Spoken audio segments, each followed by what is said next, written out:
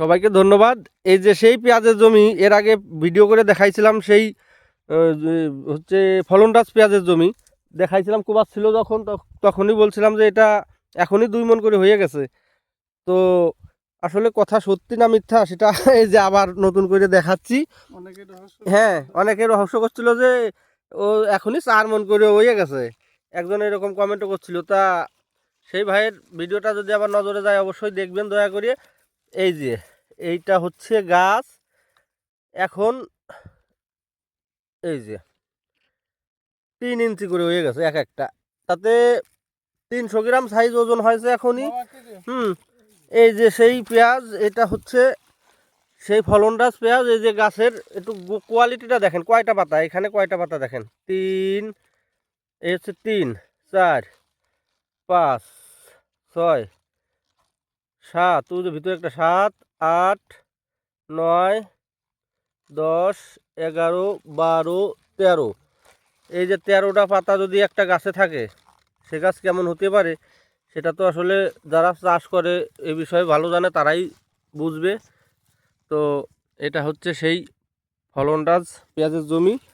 পেঁয়াজগুলো এরকম সাইজের হয়েছে, সে কী কী ওষুধ দিয়েছে আর কী কী সার দিয়েছে সেটা শুনবো। আর ওই যে দেখাচ্ছি ওই দিক সামনে, যে ভাববে যে এইখানে ভালো পেঁয়াজ হয়েছে বলে এই জায়গা থেকেই দেখাচ্ছি, তা না। এই যে এই যে এই যে এখানে সেই দিন কুবাই ছিল সেই জায়গা যাচ্ছি এখন, ভিডিও করছিলাম যেই দিন। এই যে হচ্ছে পেঁয়াজ নামা শুরু করছে মাত্রই, এত বড়। এই যে গাছের কোয়ালিটি আর পাতার কোয়ালিটি এইরকম। এটা হচ্ছে সেই ফলনরাজ পেঁয়াজের জমি।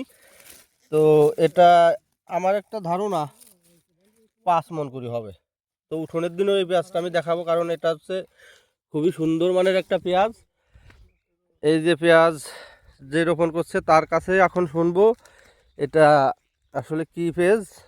সে বলছে যে ফলনরাজ, তারপরে আবার জিজ্ঞাসা করে দেখবো এইটা কি পেঁয়াজ। এটা হলো ইনসাফ সিডের ফলনরাজ। ইনসাফ সিডের ফলনরাজ। এইটা তাতে আমি যা দেখতেছি এটা তো 4 মণ করে হয়েই গেছে। তা কয় মণ করে আশা করেন? 4 মণ প্লাস তো হবে। হ্যাঁ হ্যাঁ হ্যাঁ, ভাব দেখতেছি এইটাই কয়টা স্প্রে গেছে?